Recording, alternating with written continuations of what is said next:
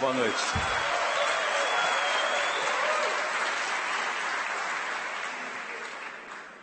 Há dois registros obrigatórios essenciais a fazer num evento como esse, o primeiro dos quais, não posso deixar de lembrar, são os 25 anos do Plano Real. Uma data muito especial, dia 8 de abril de 1994, a URV tinha 38 dias, era ainda uma experiência exótica, talvez nesse momento já revelando sinais que podia dar certo e depois que dá certo, parece que foram as grandes engrenagens da história que fizeram a coisa funcionar. A história é uma coisa muito mais palpável do que essas coisas. Esse registro dos 25 anos, ele me permite, claro, número um, comemorar, mas número dois, ficar um pouco perplexo com o fato de que as agendas que foram deflagradas naquele momento, em sequência, a transformação da URV em real, continuam as mesmas. Isso não é uma boa notícia, já era para termos deixado para trás várias daquelas coisas, a Previdência, inclusive. E três, para pensar um pouquinho nas analogias entre aquela experiência e esta de agora, cujos adversários, inclusive, são os mesmos personagens. Vendo o ministro Paulo Guedes, semana passada, ele enfrentou o mesmo Paulo Paim, aqui, filho da terra, numa audiência, falando mais ou menos...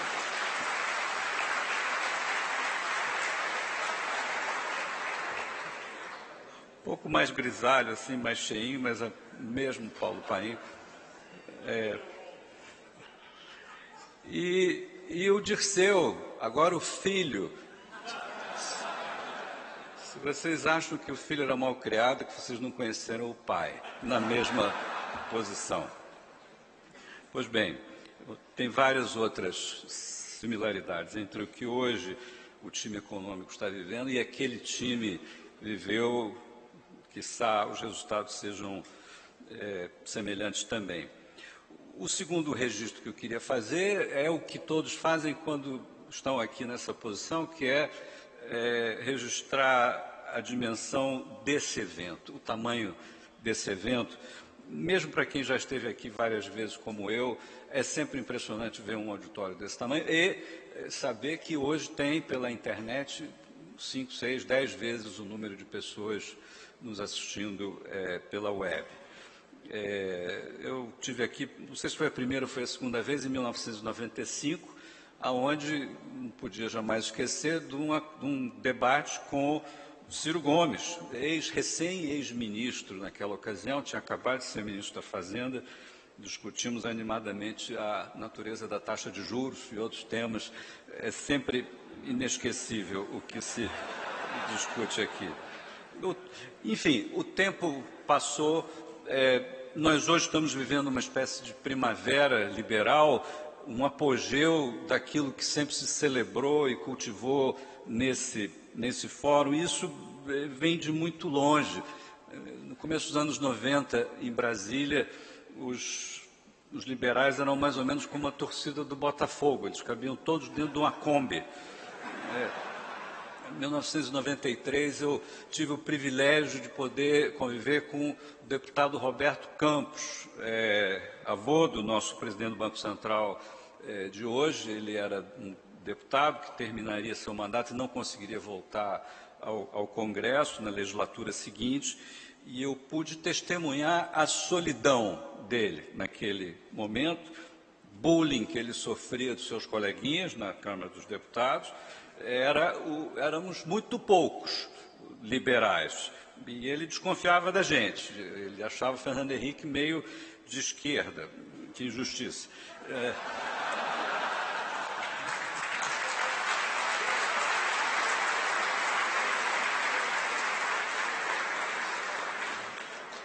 Que não foi obstáculo algum a que a ideia que parecia vencedora se tornasse uma ideia prática, uma proposta que resultou vencedora, e a partir daí todo um projeto político teve início.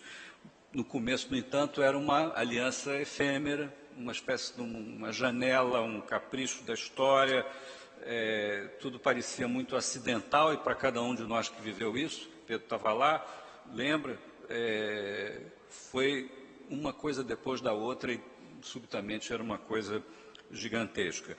Mas uma brecha ensejada por uma urgência econômica, exatamente como hoje. Temos uma brecha, né? Temos que fazer acontecer.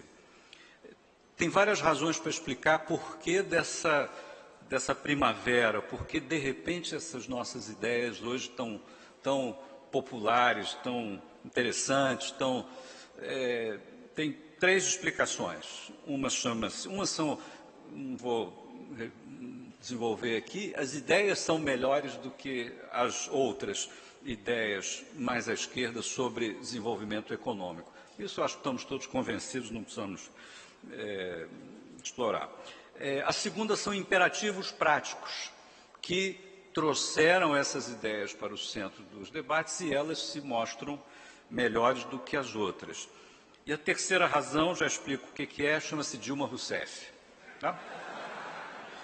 Muito bem, dos imperativos práticos, deixa eu lhes oferecer um pouquinho de economês aqui, um pouquinho de conta.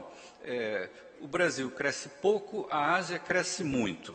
O crescimento é determinado por uma coisa chamada formação bruta de capital fixo, o capex das empresas, o capex do país, tem esse nome, e a gente mede em percentual do PIB. Na Coreia do Sul é 30%, 35% do PIB, na China é 40%, no Brasil é 15%. Não é um acidente que a gente cresce 2% ao ano, e olhe lá, suando, porque todo ano a gente investe, o capex é muito pequenininho, 15% do PIB. Só que para ir de 15 para 25, tem 10 pontos percentuais do PIB de diferença em dinheiro. O PIB é 6 tri e alguma coisa, estamos falando de 700 bilhões de reais todo ano, é um fluxo. Alguém imagina que vai ter 700 bilhões de reais no orçamento público para fazer investimento? O orçamento público está furado em 130, ok? Arrumar mais 700 não tem a menor chance, ok? Isso é a razão prática pela qual é impossível pensar que o nosso próximo ciclo de desenvolvimento econômico terá lugar baseado no investimento público. É uma demonstração algébrica, ok? Por isso, então, passemos a outro assunto, que é fazer o setor privado conduzir essa transformação. É o setor privado quem vai fazer essa transação, se algum dia ela puder ser feita no Brasil. É um imperativo prático de uma economia que funciona de um jeito diferente, com as empresas no centro das ações e não o governo.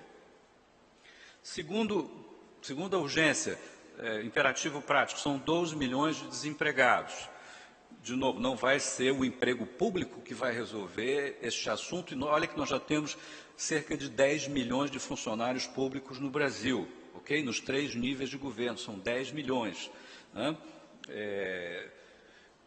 Tem aproximadamente 30 milhões de pessoas com carteira assinada no Brasil e 27 por aí, que são os conta própria, os profissionais liberais e os empregadores, de todos os tamanhos. Okay? 27 para 30, não é um número tão diferente. Esses 27 são os brasileiros que têm uma atividade ligada ao empreendedorismo.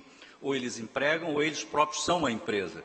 Ok? Voluntariamente ou não, o fato que funciona como se fosse. E muitos dos 30 milhões de carteira assinada trabalham para esses, em pequenas empresas. A relação entre eles é muito mais de solidariedade do que de antagonismo, que a Justiça do Trabalho recorrentemente promove. Ok?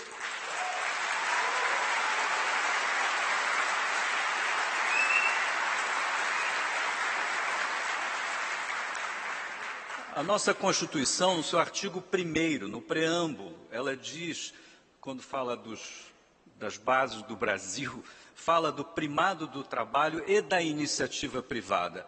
Um e outro, não é um contra o outro. E não diz que iniciativa privada não é trabalho.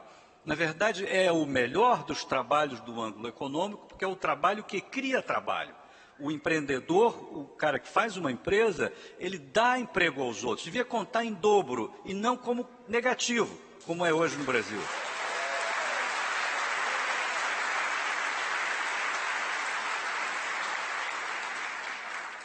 É claro que nós temos uma pauta extraordinária de modernizar essas relações e reinventar a solidariedade econômica entre capital e trabalho no Brasil. Está aí pronto para ser feito.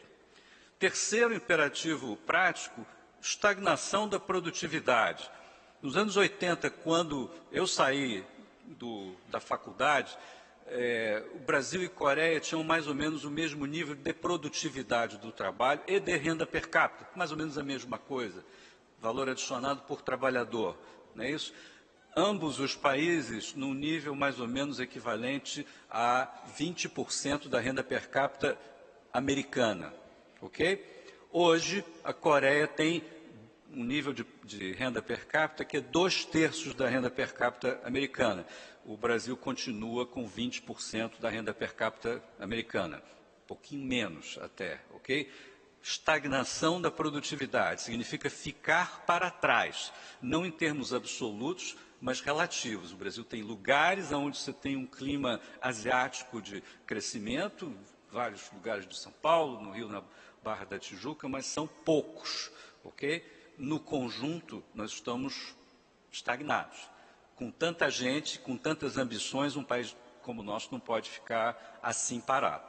E, portanto, quando a gente se pergunta sobre o que determina a produtividade, vem coisas como o sistema tributário, a legislação trabalhista e a abertura, a competição, sem a qual não vamos a lugar algum. E foi o que, em outros lugares, determinou uma busca de excelência que parece aqui um hobby de alguns e não uma necessidade de sobrevivência como deve ser numa economia de mercado. Melhores práticas, sim, o governo deve as promover, e o faria, por exemplo, e o fez, o está fazendo, ao substituir como prioridade política externa, em vez de pleitear um assento no Conselho de Segurança da ONU, que eu não sei para que serve, por entrar na OCDE.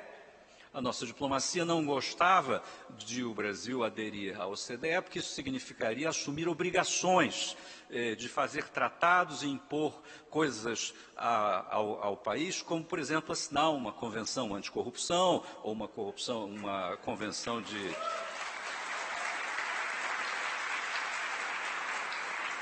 ou convenções de melhores práticas contábeis ou de governança pública, tudo que é bom e tudo que a gente devia fazer por nossa própria iniciativa. No entanto, a gente não faz. Bom, agora vamos fazer, e nada como uma obrigação internacional para nos fazer conduzir as coisas do jeito que elas deveriam, enfim, ser conduzidas por nossa própria iniciativa. É a mesma coisa, foi falado aqui do Doing Business, do índice do IFC, não é isso? Onde nós temos uma colocação desprezível em temas como tributação, nós estamos entre os 10 piores países do mundo, medida a qualidade, vamos dizer assim, do nosso sistema tributário, pelo tempo que uma empresa média gasta para cumprir as suas obrigações tributárias, que é algo como 3 meses, uma empresa de 60 empregados em média.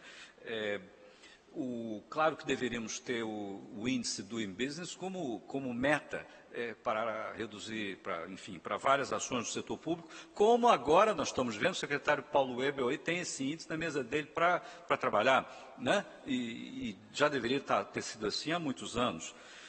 Tempos atrás, inclusive, foi descoberto o Investment Grade, que é mais ou menos a mesma coisa, é um selo internacional de qualidade, esse, no entanto, oferecido para as finanças públicas e a capacidade de cumprimento das obrigações financeiras do Estado. Nós fomos investment grade, depois a nova matriz destruiu o investment grade, temos que fazer o dever de casa todo de novo. Isso me leva ao terceira causa da primavera liberal, e aqui vai o meu agradecimento a Dilma Rousseff.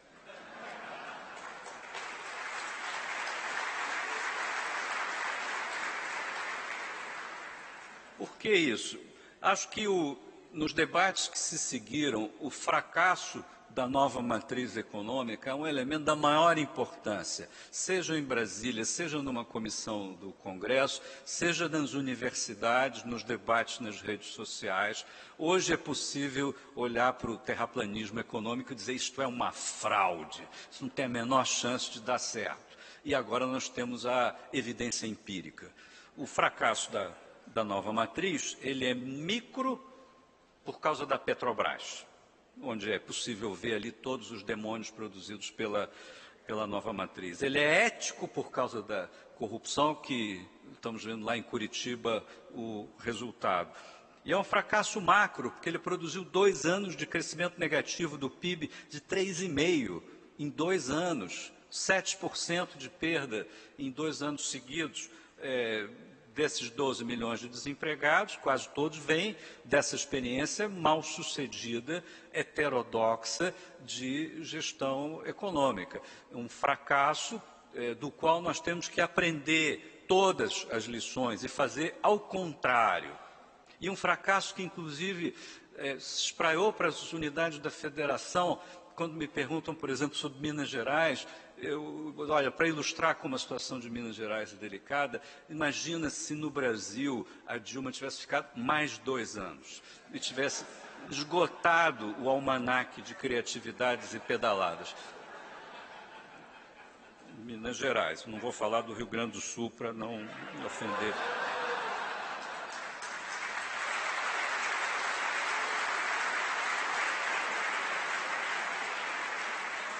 Agora, não vamos nos enganar, o terraplanismo e o charlatanismo econômico não está morto. Ele está num momento de fraqueza, do qual nós temos que tirar vantagem agora.